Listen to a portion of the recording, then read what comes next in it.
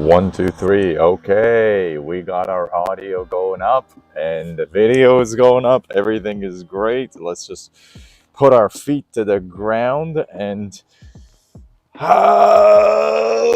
yes.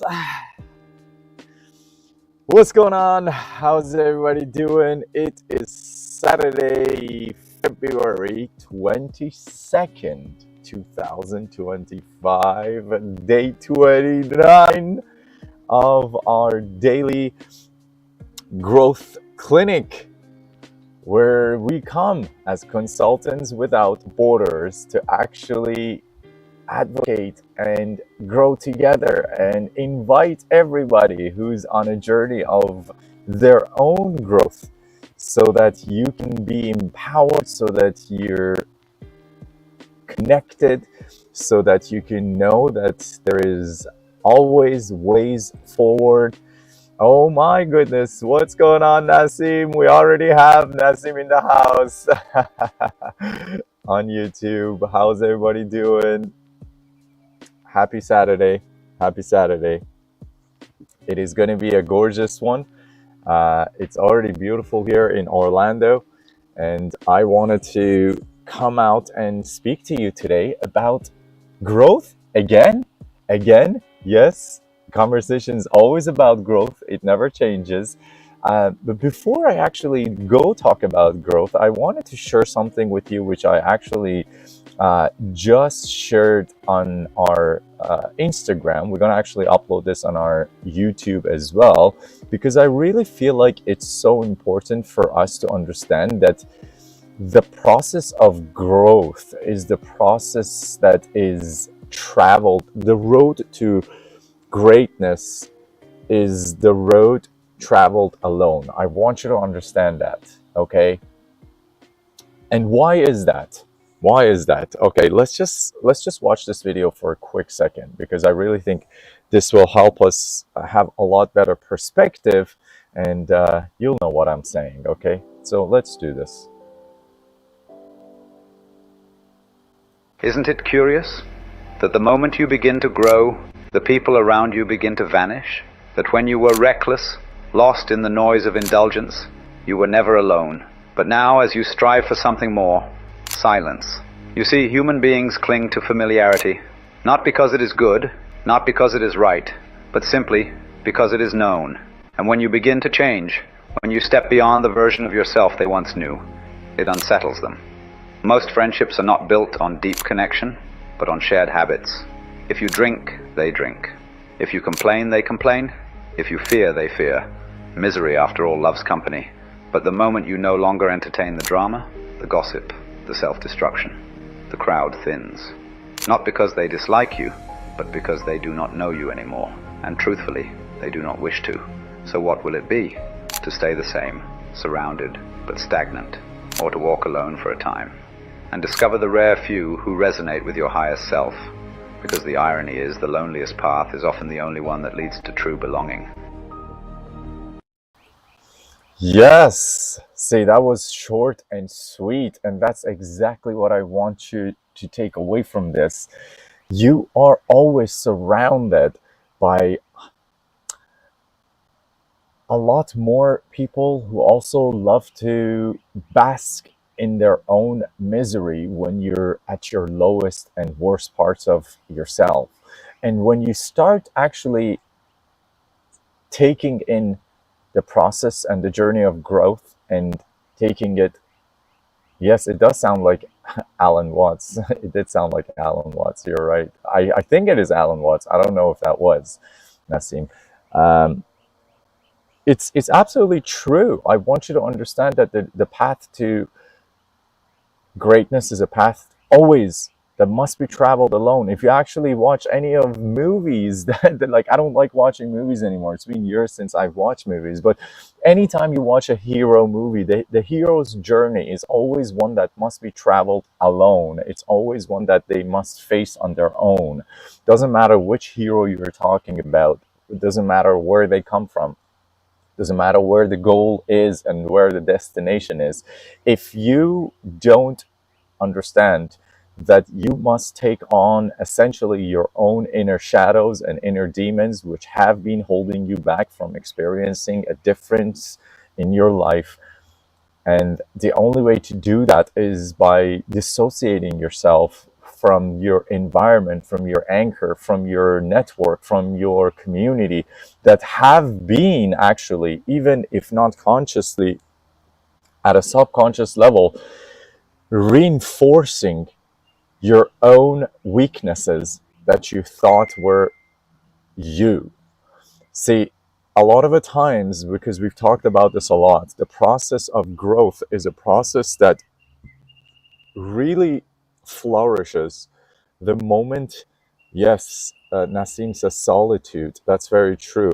Because it is in solitude that you actually are able to face your deepest shadows, your deepest, in Persian we call him Ahriman, or the devil within you, the evil thoughts. You know, like that's why I love like the religions of the initial religions like Zoroastrians from like 5,000, 3,000 years ago.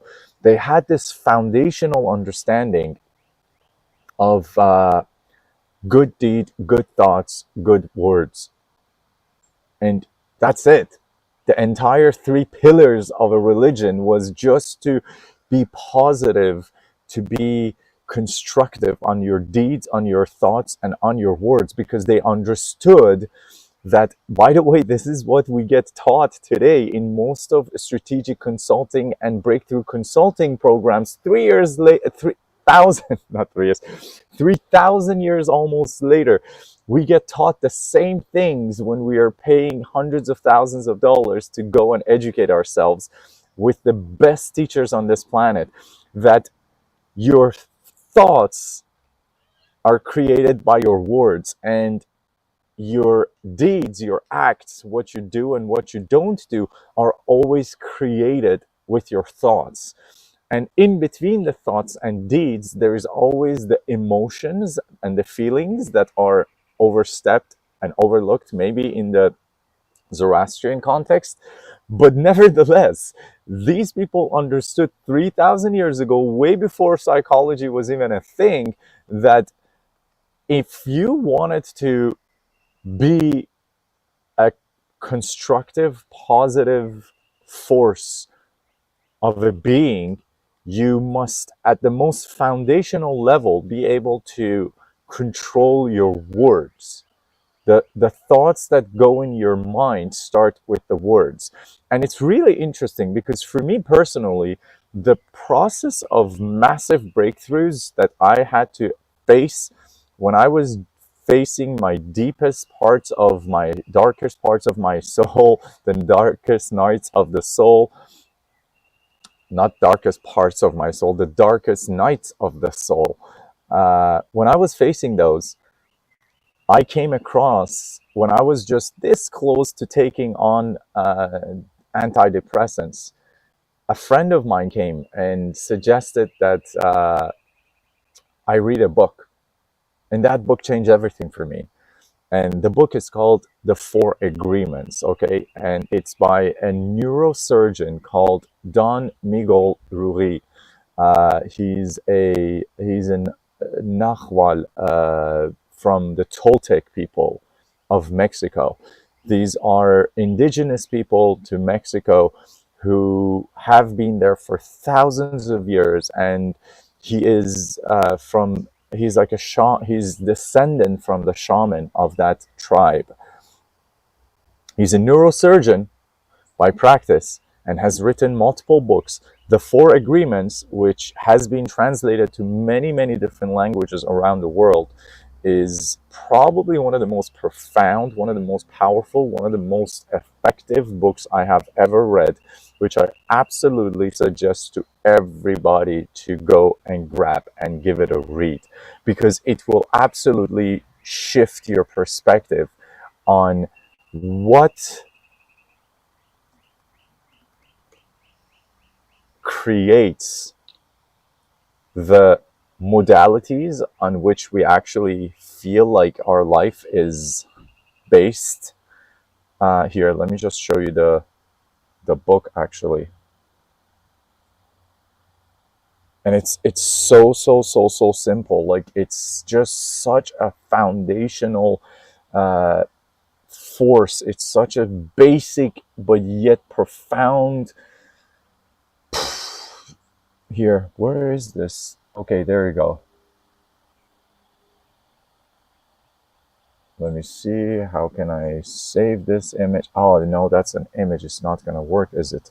Forget it. The Four Agreements. So, the Four Agreements by Don Miguel Ruiz stipulates that there are only four agreements that you must have with yourself to have a drastically different direction in your life, okay? To be able to experience something absolutely profoundly different with your life, okay?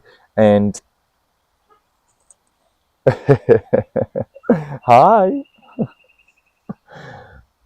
The Four Agreements is probably the most profound thing and the easiest thing and the simplest thing that anyone can do. And what are the Four Agreements? Let's just go quickly over them, because I want to be able to gift you this as today's maybe conversation. Okay, so the number one agreement, which actually it's funny because this goes back all the way to the Zoroastrians, is that the first agreement you must be able to have with yourself in order to have drastically different life on your own is to be impeccable with your words, because the words are the beginning of everything. Now, I'm going to make this very simple for you. He actually discusses this in depth and in breadth. So I do invite you to go grab the book, read it. The audiobook is available on YouTube as well. But please do support the man. He's actually written a piece of knowledge that, by the way, that's been protected information by the Toltec, and he's been eventually given permission after thousands of years to come out and share.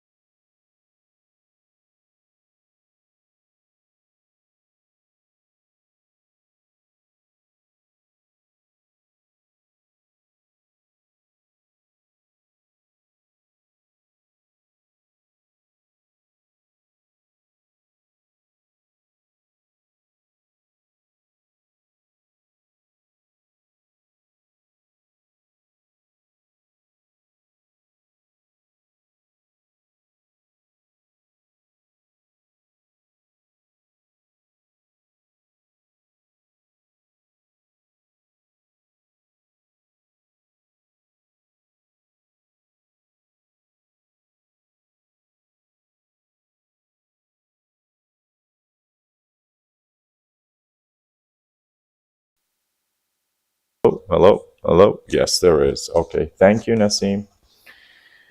All right, so let's just set this computer up properly.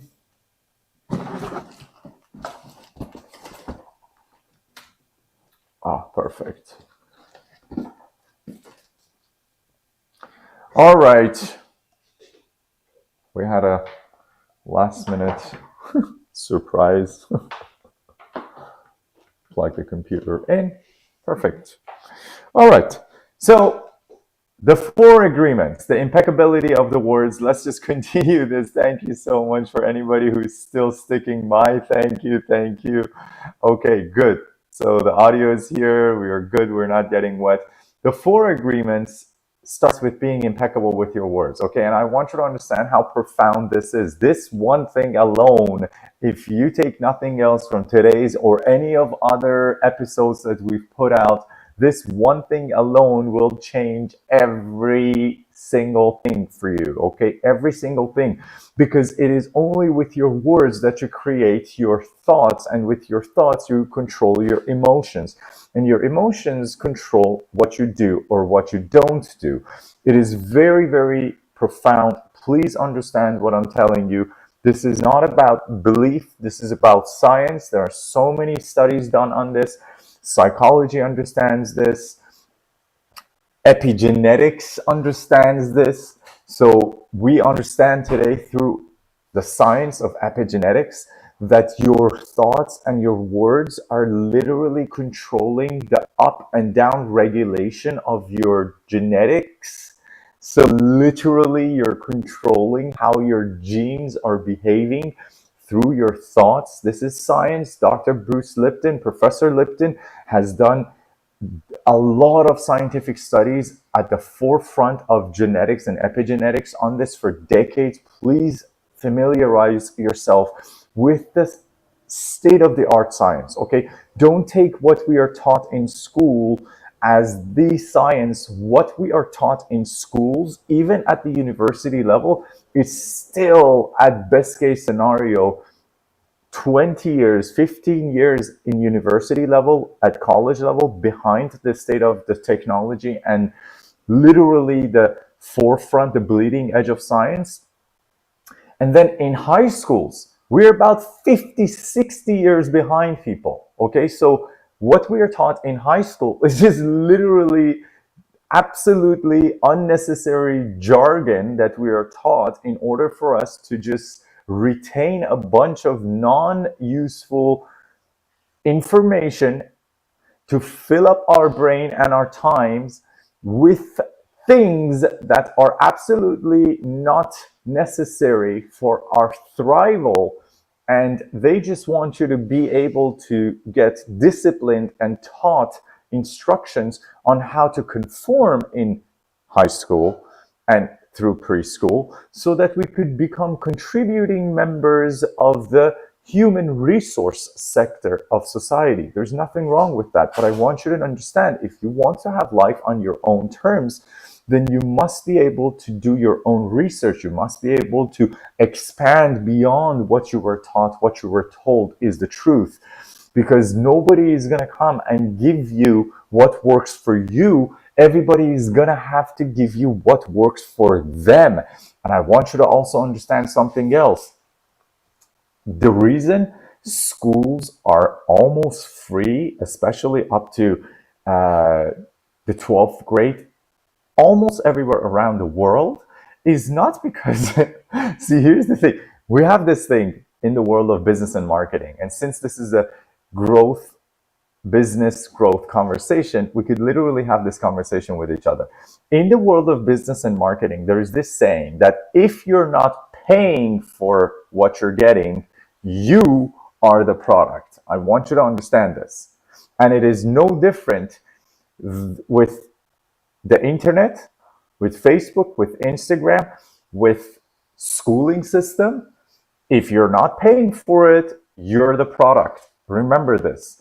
And what does that mean? Well, somebody is paying for this, and it's not literally the government alone. The governments that actually even fund schooling systems are absolutely funded through all the taxations. Once you start studying business and taxation models, by the taxations of corporations, which become contributions. Yes, you're paying taxes too. Yes, absolutely you are. However, your parents that pay the taxes are not the ones who create the curriculum that the kids are actually taught. As a matter of fact, for the past few years, we've been seeing that the curriculum was being tweaked, especially in the West, to include a lot of very, very progressive, quote unquote, and I don't want to get into the politics of this, subjects that have to do with the human sexuality. And a lot of parents who are taxpayers were absolutely pissed off and upset. And so many of them were going on strikes and they were going protesting, yet they were not able to change anything in the educational system, even though they're paying taxes. I want you to understand why, because the system is designed not by the person who pays $20,000, $30,000 a year in taxes, but by the people that pay $20, $30 million per year through their DEI programs, for example, in the case that I was just discussing with you in the past few years. So we are not literally designing the systems, that modules that are teaching our kids, versus when we have clients, we have many of these clients around us that are now sending their kids to private schools. And I want you to understand, what they're taught in private school is completely different than what they're taught in public schools. Absolutely different curriculum, absolutely different context and material. So I want you to understand, the education that you get essentially creates the framework of what you believe to be true about the world that you live in. Okay? Does that make sense? If it doesn't, stay with me, because as we were talking before as well, so much of what you believe to be true about yourself and your world around you and how you interact with everything is literally taught to us through first family, that is coming through religion, language, culture, and then eventually it's school system. Okay, so I want you to understand that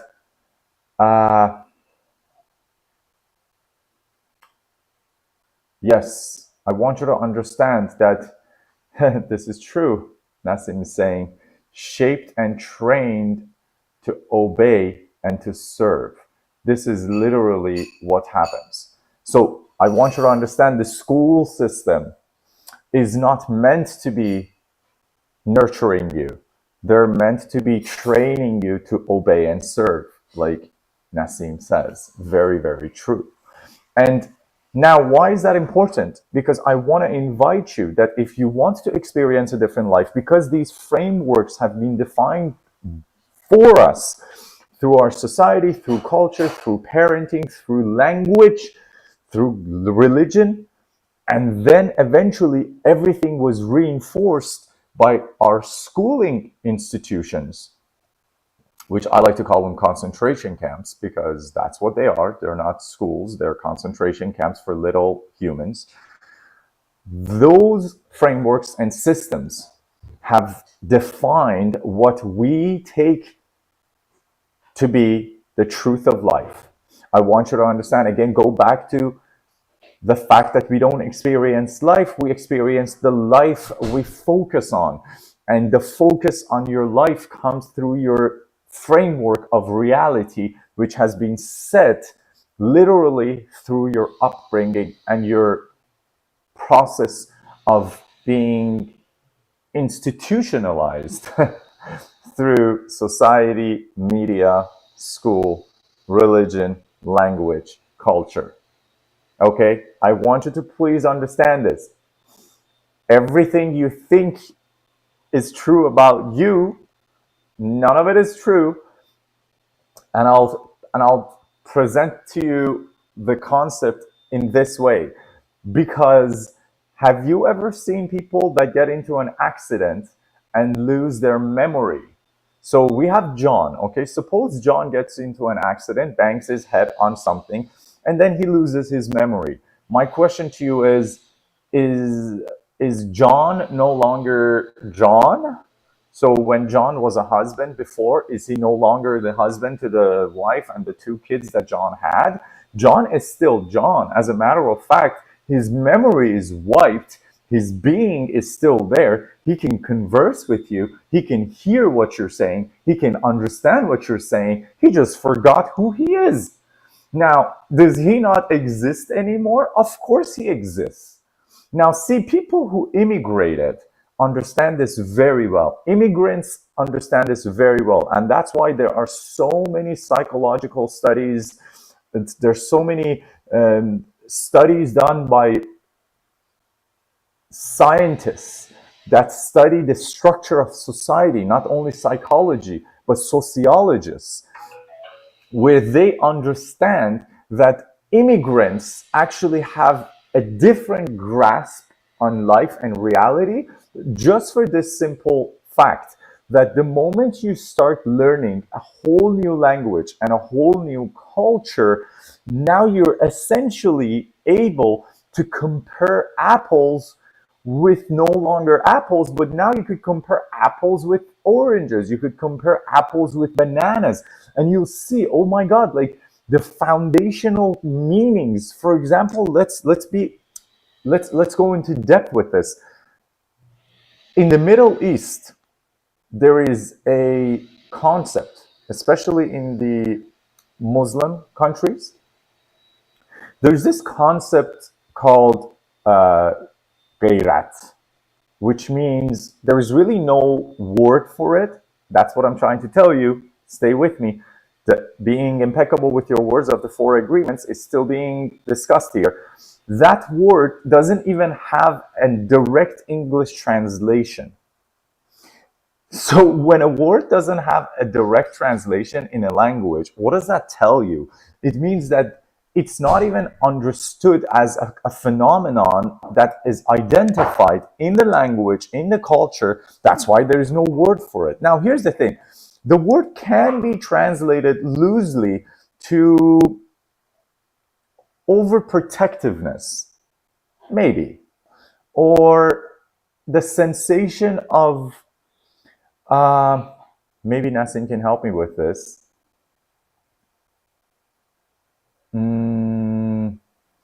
The sensation of just cultural. Yes, it is just a cultural world, but I want to be able to translate this. See, the thing is, do you see what I'm trying to tell you? For somebody who doesn't even understand the language, it's like this.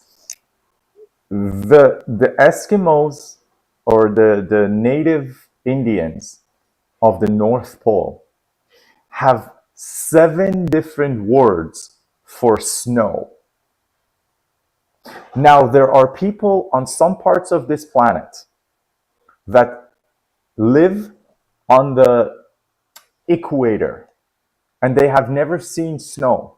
So when you go to these tribes in Africa, they don't even have a word for snow. So when you tell them snow, they don't have a word for it. There is no comprehension of it. There is no meaning associated to it. Yet the native Indians of the North Pole have 7 different words to define snow depending on the texture of the snow. Why do they have 7 different words for it? Because they've been living in it. To them, it's a lot more than even the people like Canadians who just get snow 4 months out of the 12 months of the year. We still call it just snow. Now, here's the thing. There is a cultural difference, and that cultural difference creates comprehension. The language that we use, the words we use, are literally the tools that allow us to process reality. So if you have 7 different words to describe snow, that means your reality, your version of life that you could experience is a lot more detailed when it comes to the white fluffy stuff that comes from the sky versus some cultures, some tribes in Africa that have no clue what a snow is because they've never experienced it. They don't have a word for it in their language because they've never seen it. And to explain it to them without showing them some video or photos, they'll be like completely like lost. They'll be like, what are you talking about? What do you mean white stuff that comes from the sky on the ground?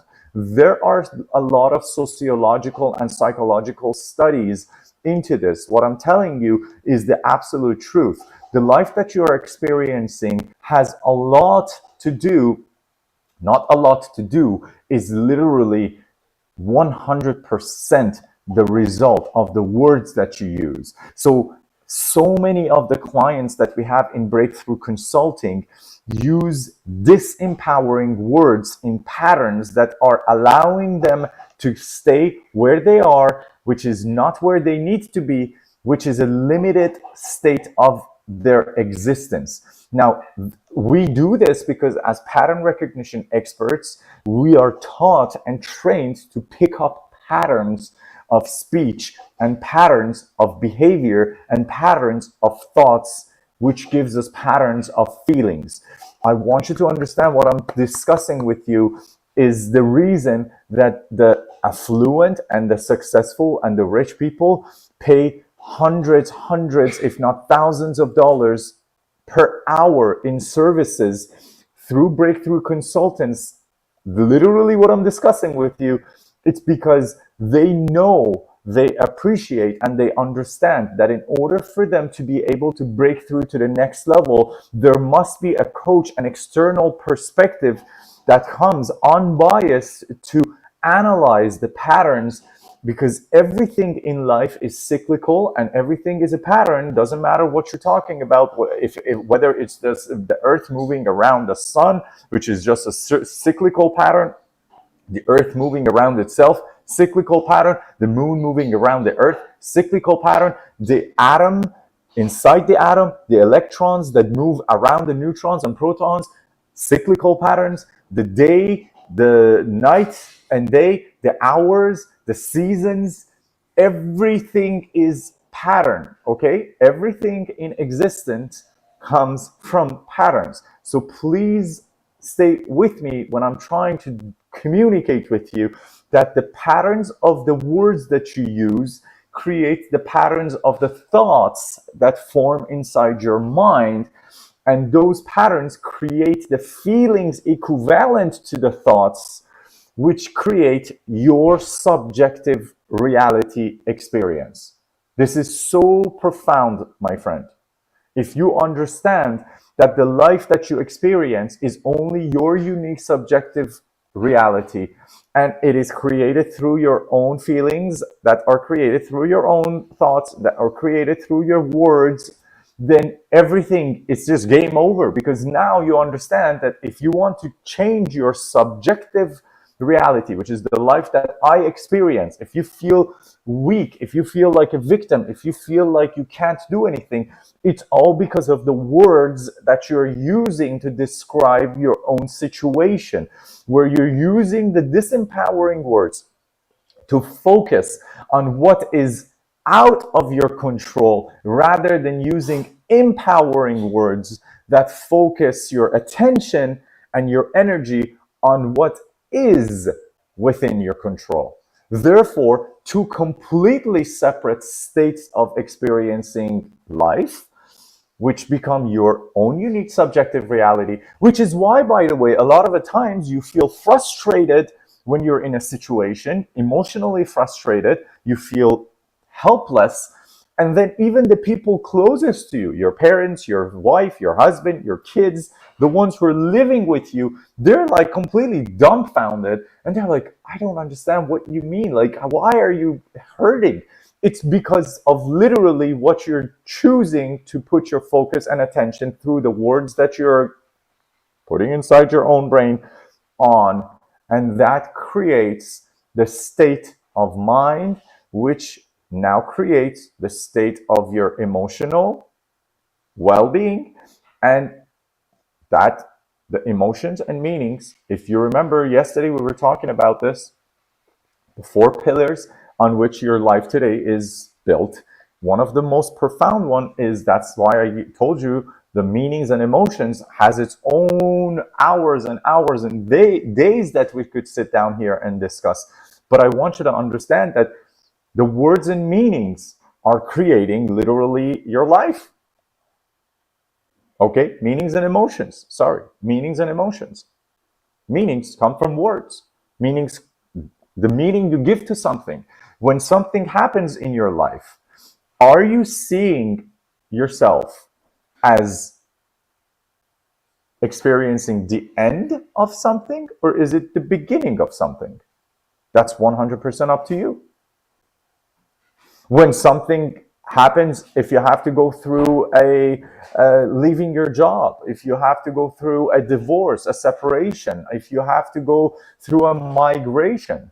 Do you see this as an opportunity to experience something new? Or do you see this as the end of the old, the single meaning that you give this situation through the words in your mind creates a whole different set of patterns that will now manifest as your subjective reality? How hard is that to understand? Not hard at all. It's just that actually it is so simple that most of the times, most people think it can't be that simple. That's literally what happens. It is so simple that most people say, no, it's not that simple. It can never be that simple. Yes, it is that simple. I want you to understand that it is that simple. So, starting from right now, I want you to start taking an inventory of your words that you use.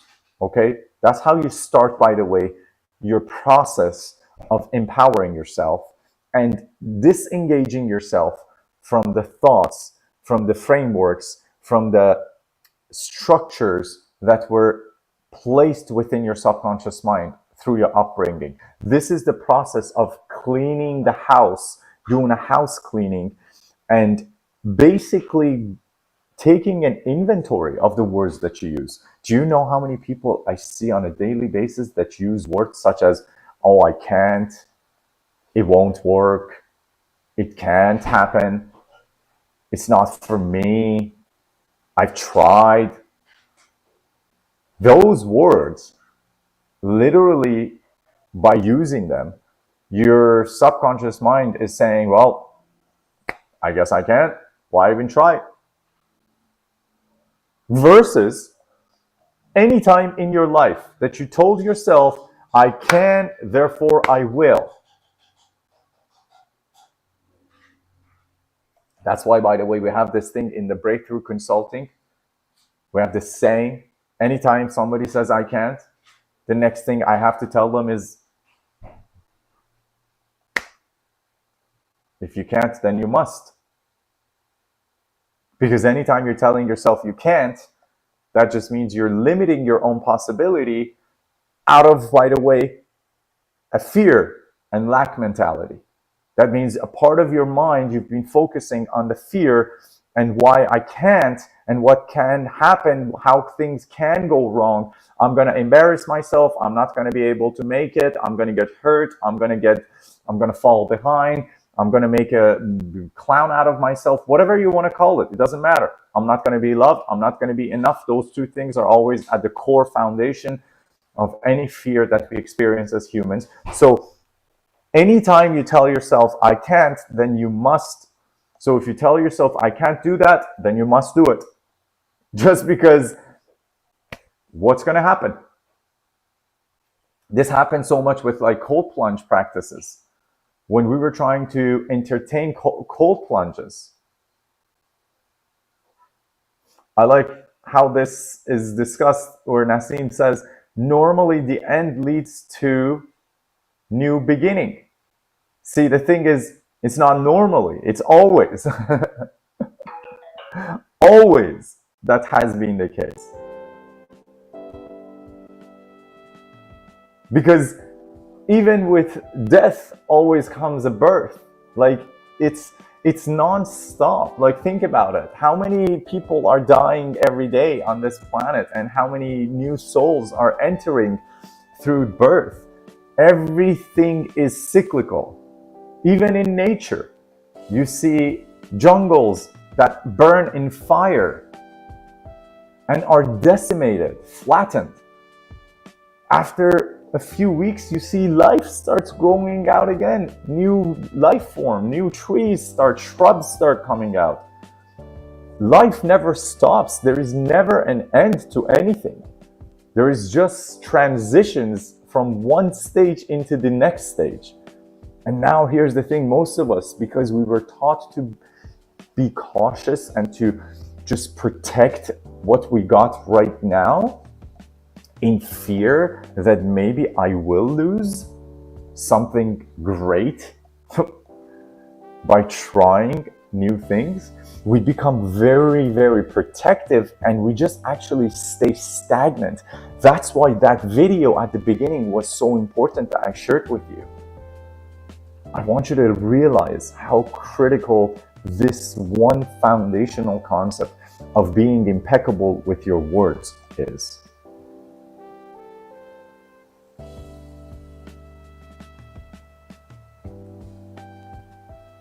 So let's maybe move on to the second agreement, okay? The second agreement of the 4 agreements, as written by the one and only Don Miguel Ruiz, says that you should never make any assumptions. See, making assumptions is the equivalent to having expectations. And anytime you're suffering in life, anywhere, it's because you're having expectations. Expectations of others, which, by the way, is because you have expectations of the outcome in your own mind for yourself. Does that make sense? Anytime you're suffering, if you do this one simple thing, instantly your suffering will end. Anytime you're suffering, just trade your expectation with gratitude. That's the only thing you need to do. Instead of focusing on what is not available to me right now, which should have happened, focus on what is available to me, which I'm so grateful for. Immediately, your state will change. This is science, my friend. This is not a belief system. This is an NLP, neuro-linguistic programming, that literally comes from the Ericksonian schools of thoughts of psychology.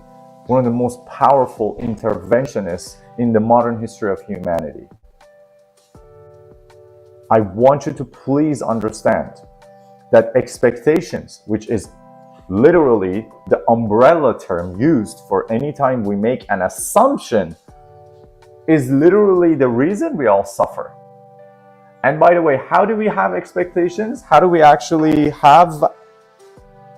make assumptions? We do, and we make these assumptions because of the words that we use. So through the words, now you're going to see why the words are the first and most foundational pillar, because anytime you're actually using the words to have expectations set, to make an assumption about the outcome, that means you're just getting ahead of yourself. And what can you control? You cannot even control. I was talking to a client of mine yesterday. You cannot even control, she said, which is so true, you cannot even control your own bowel movement. You cannot even control when you need to go to the toilet, and when the calling comes, you have to answer it. There is nothing you can control on this planet other than your attention, other than your words. There is nothing else you can control. You could only choose to control your thoughts, your words, and your attention. That's why we were having a conversation a few days ago. I don't remember which episode it was, which day it was, but we were talking about emotional mastery. Emotional mastery is the only control you have in this lifetime. There is nothing else you can control. Can you control your parents? Can you control your partner? Can you control your kid? Can you control the economy? Can you control your boss? Can you control your employees? Can you control your co-workers? Can you control your car from breaking down? Can you control your house from having any problems? Can you control wars and stop them from happening or make them happen? There is literally nothing on this planet that you can control other than your own emotional mastery.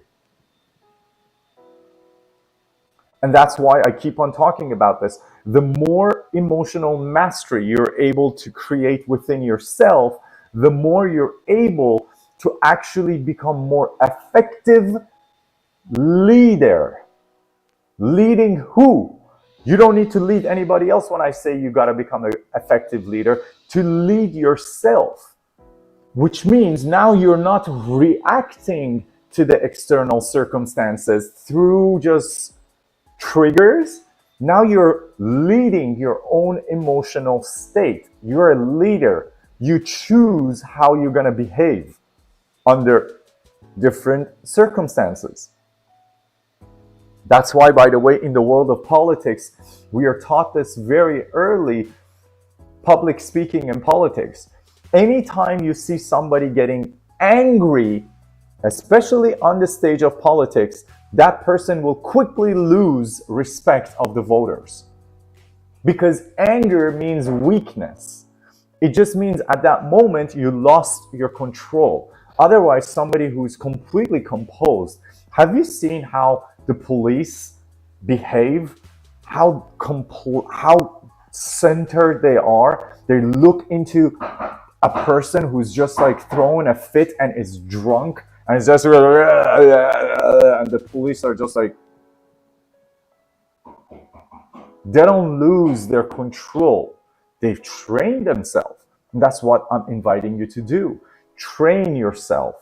And here's how you can train yourself, not only to perform better under control at work, but to train yourself so you show up in life for yourself first, and then for everybody that you love and you care about. For your family, for your community, for your work, for your country. If you're ineffective in controlling your own emotional state, that's why you see like all these army generals, military people, policemen, firefighters, politicians, they never get emotional. Emotional mastery comes from controlling, disciplining the thoughts that go through your mind. Because it is only with not controlling your thoughts that you take things personal, which, by the way, is the third agreement of the 4 agreements. Because you make an assumption, you give the meaning through words that this is disrespectful what is happening, and this person is disrespecting me and is trying to mess with me, and then you take it personal. And all of a sudden now your emotional state goes just awry. Like, you went berserk. Does that make sense? Snap it out, snap it out, snap it out. If it does make sense for you. Good. So emotional mastery, my friends, start with you taking control of the meanings of the words that you give everything. Control the words. Don't entertain negative words. For years, we've been practicing ourselves not to use ever the words can't after I. Because I want you to understand, anytime you use any word out after I, it becomes what we call an identity statement. So anything that follows I or me becomes an identity statement. And the strongest force within human consciousness is to stay consistent to the image it defines for itself as the blueprint of who I is. So that's why you have, for example, people that you see you in a party, you know, like when you go to a social gathering and somebody says, you want to have a drink? A person who does drink will say, sure. But the person who doesn't drink, what do they say? Do they say no? They don't say no. They say, no, I'm not a drinker. I don't drink. They immediately establish their identity, because that identity is what allows them to stand their ground. And it gives them a dopamine release within the mind that, yes, I'm staying consistent to what I believe in. Now, remember, you get to keep every belief that you fight for. So some of them, like I'm not a drinker or I'm not a smoker, they're good beliefs. Good. You get to keep them. you're also keeping the ones that are disempowering you, such as I can't ... anything. I can't study, I can't focus, I cannot drive, I cannot fly, I cannot make money, I cannot have good relationships, I cannot have control of my emotional state, I cannot change.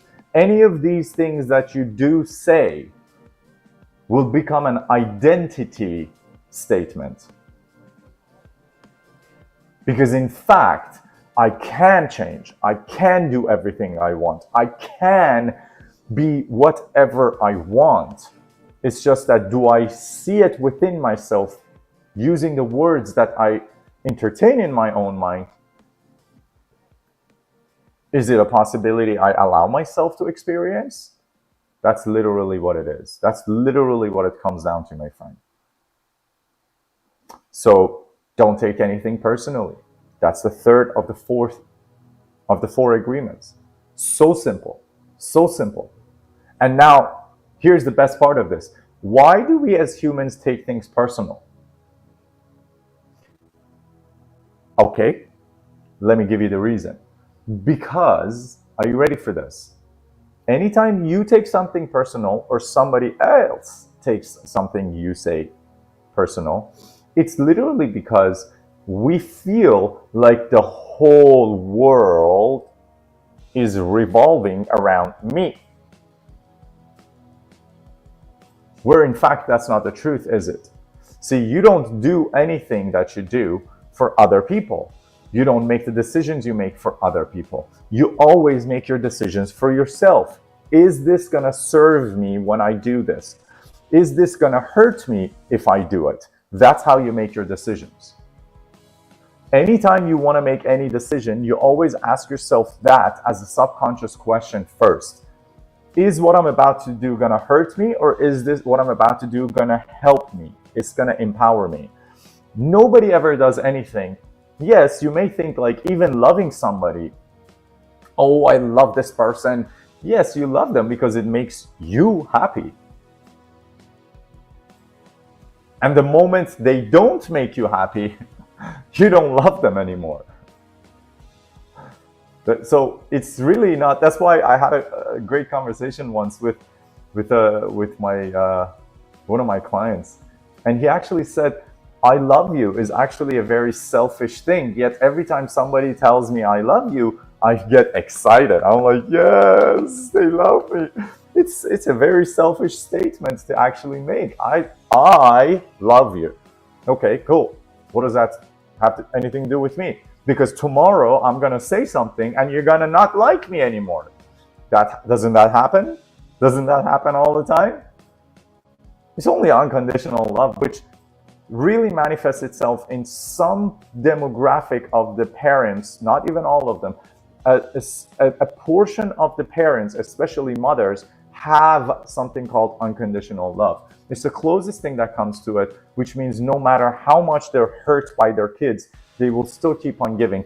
That's actually quickly shifting with the movement of the human attention and consciousness going towards self rather than contribution to community and society. That used to be more strong back in the days when tribalism was a thing. Now, as individualism is becoming a thing in society, that's even actually deteriorating. And that's why we have like crazy acts such as like parents abandoning their kids.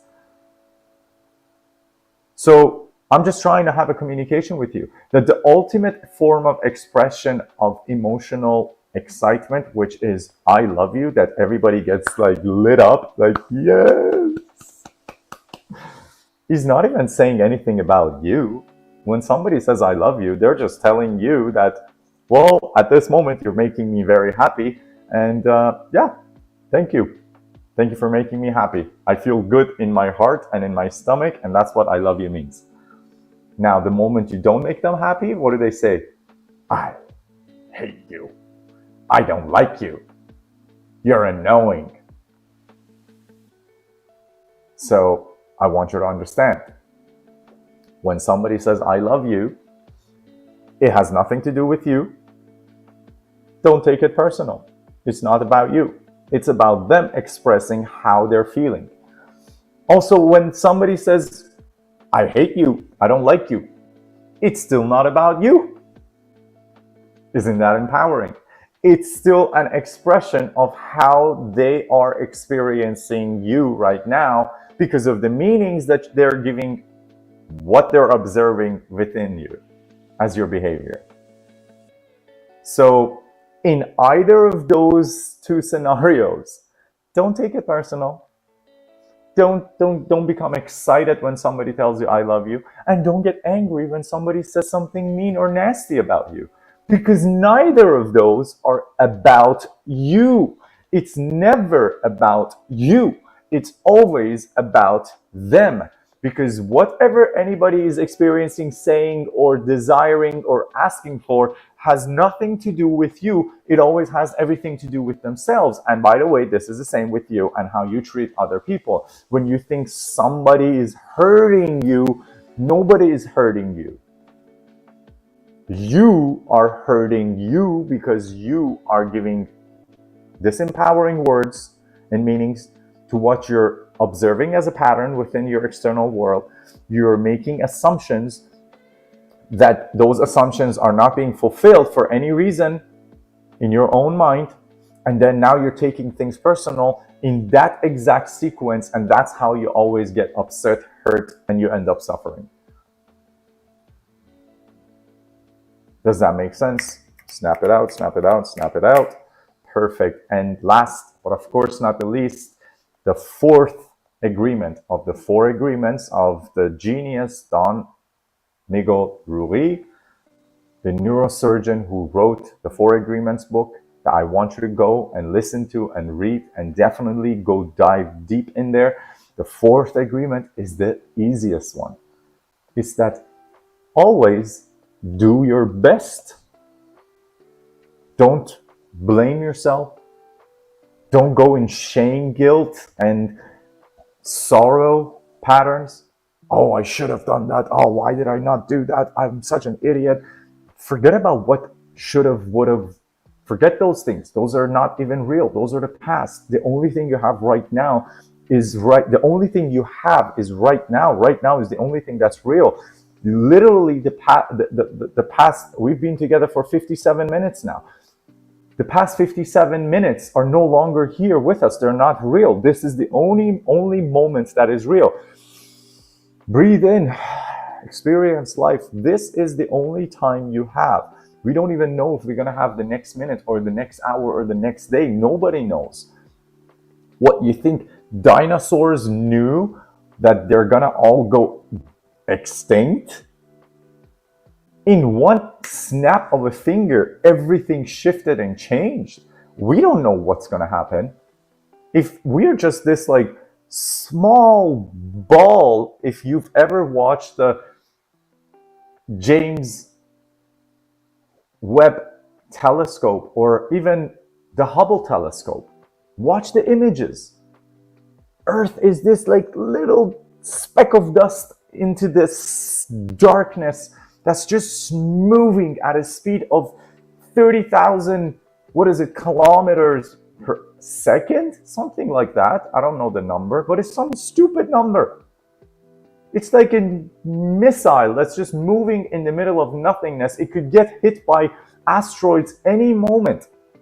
You don't know what's going to happen. You don't know. Every night when people go to sleep on this planet, of the 8 billion people, 200,000 of them that were supposed to wake up the next morning, who were otherwise very healthy, they don't wake up. So what? You don't know what's going to happen. This moment is all that you have. So the fourth agreement comes to right now and says, don't worry about anything else. Just do your best right now to do those three things that we just agreed. That's all you need to do. Always do your best to do the first three things. Do your best. It's okay. Sometimes you will slip. Don't go blaming yourself. When you slip, catch yourself, but then do it with love and with compassion. Don't curse at yourself. Don't be angry at yourself. Catch yourself and have love and compassion for yourself. And say, I love me. I know that I just wasn't impeccable with my words, or I know I just made an assumption, or I know I just took something personal, that was on me. I'm going to shift and I'm going to change this right now, because the fourth agreement, which is what keeps these three glued together and keeps on pushing you down the path of actually evolving and actually metamorphosis into the next stage of your life, is the fourth one, is the easiest and probably the most significant, because without that, you're going to drop the ball after like half a day. Like, it's okay. Back into the same patterns of disempowering thoughts and beliefs and emotions. And yeah, that becomes today's life, 95% as yesterday, 60,000 thoughts going through your mind every day, 2/3 of which are focusing on negative, fear-based lack mentality, disempowering words that create disempowering emotional states that are undesired. So no problem. If you don't want to actually always do your best to be impeccable with your words, to not take things personal and not make assumptions, you're going to keep on experiencing those 60% of your days, the 2/3 of your day, of the 60,000 thoughts. That's about 45,000 thoughts per day that are literally focusing through the words that are not impeccable on what is not right. Okay? Thank you so much. I love you. Today's conversation was beautiful. The 4 agreements, look it up, get into it, educate yourself. Don't settle for what you were given as the truth of life. Nobody other than you will be able to give you what you desire and need to break through to the next level. Don't wait for anybody to come knock on the door and say, hey, wake up, wake up. This video is probably the only thing closest to a wake-up call from the universe, your higher self, God, existence, energy, anything you want, that you could consider as your wake-up call. And many are so asleep that they just come into these conversations randomly through the algorithm that wants to test it and see if you're ready for waking up to your own truth of how powerful you are and how you are this divine being, this spiritual being having a human experience, not a human being having a spiritual experience. And they just say, oh, I don't like this. Unsubscribe. That's okay. We love you. I know that no matter what you say, it's never about me.